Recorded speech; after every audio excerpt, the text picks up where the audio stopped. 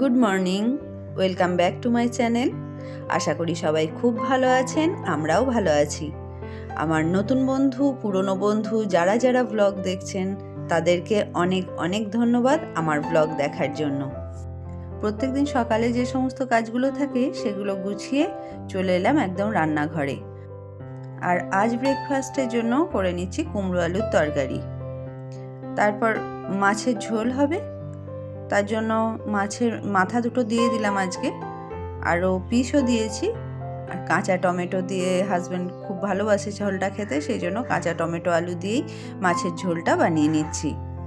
আর সঙ্গে কয়েকটা বড়িও দিয়েছি। কিন্তু এখন যেহেতু খুব সকালেই রান্নাটা সেরে ফেলতে হয়, ওই জন্য খুব বেশি কিছু রান্না করতে পারি না। আর এখন করে নিলাম পেঁয়াজ পাতা দিয়ে আলু দিয়ে পোস্ত। সব কিছু সেরে যখন ছাদে গিয়ে গাছগুলো দেখতে গেলাম, গাছে জল দিতে গেলাম, তখন গিয়ে কি দেখলাম দেখুন। মোটা কর্ডেক্স, উপর থেকে কিন্তু গাছটা কিচ্ছু বোঝা যাচ্ছে না, একদম সুন্দর মনে হচ্ছে দেখে, সুস্থ গাছ।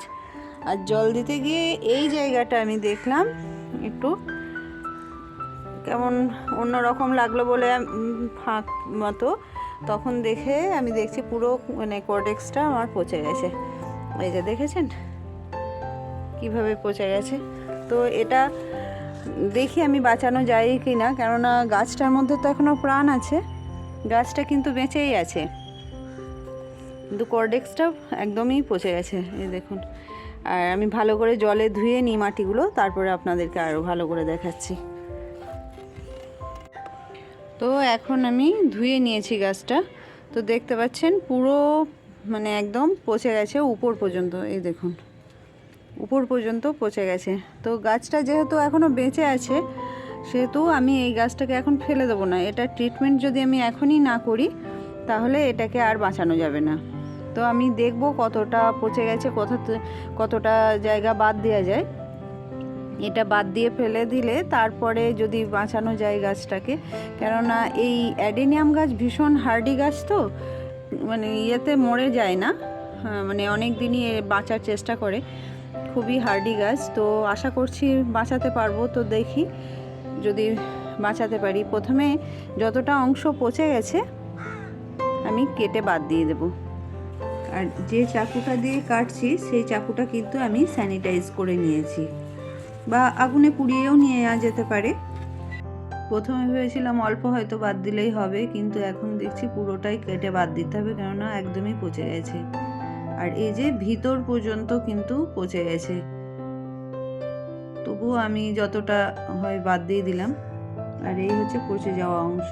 স্যাফ পাউডার একটু মোটা করে গুলে নিতে হবে, এটা এই ফাঙ্গিসাইডটাই দিতে হবে। যে মাটিটাই এটা গাছটাকে লাগানো বসানো ছিল, সেই মাটিটাও কিন্তু এখন আমি চেঞ্জ করে দেবো, সেই টবটাও চেঞ্জ করে দেবো কোনোটাতেই।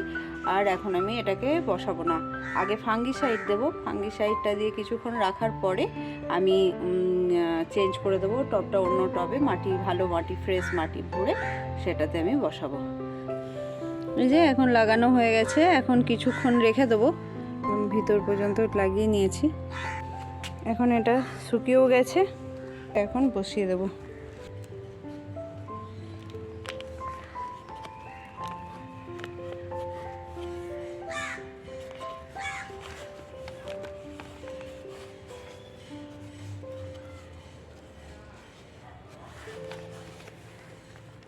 আগে কোনো দিন আমার বাগানে এরকম হয়নি, তো আমি এটা করে দেখছি, যদি বাঁচে তাহলে তো খুবই ভালো। এরকম করে বাঁচানো যাবে গাছ, আর যদি না বাঁচে তাহলে তো আর কিছু করার নেই, এমনিই মরে যেত। তবু আমি একটা চেষ্টা করছি আর কি। তো এটা এখন এরকম রোদে রাখবো না, সেমি শেডে রাখবো, যেখানে খুব একটা রোদ পড়ে না, হালকা একদম সকালের রোদ পাই বা কিছু এরকম, নিচটায় ওইদিকে রেখে দেবো। চলুন একটু জলও দিয়ে দেবো অল্প। এইটার থেকেই আমি ওই গাছটা, ওই যে ছোট গাছগুলো বানিয়েছি, এটা কিছু না হলেও আমার কাছে আছে 12 থেকে 13 বছর এই গাছটা। একবার এটাও অবশ্য পচে গেছিলো, এই জায়গাটা আপনাদেরকে দেখালে বুঝতে পারবেন। এই যে এই জায়গাটা কিন্তু এই ডালটা এইখানটা পচে গেছিলো, এইখানটা আমি কেটে এইভাবেই কিন্তু করেছিলাম, তো গাছটা বেঁচে গেছে, মানে গাছটা আর কোথাও কিছু হয়নি, কিন্তু এই জায়গাটা এই ডালটা পচে গিয়ে ইয়ে হয়ে গেছিলো, তখন আমি এই যে কেটে বাদ দিয়ে ফেলে এইভাবে করে দিয়েছিলাম। তো ওটা তো আবার ঠিকঠাক হয়ে গেছে, গাছটা তো খুবই ভালোই ফুল দেয়। আর এই গাছেরই বীজ থেকেই আমি এই বাকি গাছগুলো করেছি। তো এই গাছটা দেখুন কত সুন্দর, কত বড় হয়েছে গাছটা, খুবই সুন্দর, শেপও খুব ভালো। তো গাছটা তো এমনিই মরেই যেত, তো এখন একটা চেষ্টা করলাম, দেখা যাক, যদি বেঁচে যায় তো খুবই ভালো, আর যদি না বাঁচে তো কিছু করার নেই। এমনি গাছটা তো বাঁচতো না হয়তো, না দেখলে। আজকে তো অনেকটাই দেরি হয়ে গেছে দেখতে দেখতে, বুঝতে অ্যাকচুয়ালি, কেননা আমি বুঝতেই পারিনি যে ও ভিতর এইভাবে নষ্ট হয়ে গেছে গাছটা। তো এখন আর কি করা যাবে, একটা চেষ্টা করলাম, কি হচ্ছে, মানে বাঁচলো কি বাঁচলো না পুরো আপডেট আপনাদেরকেও দেখাবো। প্রত্যেক দিনই তো আমি দেখাই আমার ছাদ বাগান, আপনাদের সাথে শেয়ার করি। তো চলুন, এখন স্নান করা হয়নি এখনও, স্নান সারি, তারপর অন্য কিছু। বিকেলে আজকে সময় হতো না, তা না হলে হয়তো বিকেলেই করতাম, যে যোগা ক্লাস আছে যাব, সেহেতু বিকেলে সময় হবে না, ওই জন্য এখনই করে নিলাম কাজটা। তো আজ এই পর্যন্তই। যদি আমার ভিডিও ভালো লাগে তাহলে একটি লাইক করবেন, পারলে অন্যদের সাথে শেয়ার করবেন, আর যদি এরকম ভিডিও আরও দেখতে চান তাহলে আমার চ্যানেলটা সাবস্ক্রাইব করে রাখতে পারেন। তো দেখা হচ্ছে আবার নতুন একটি ভিডিওতে, ততক্ষণ সবাই ভালো থাকবেন, সুস্থ থাকবেন, সাবধানে থাকবেন।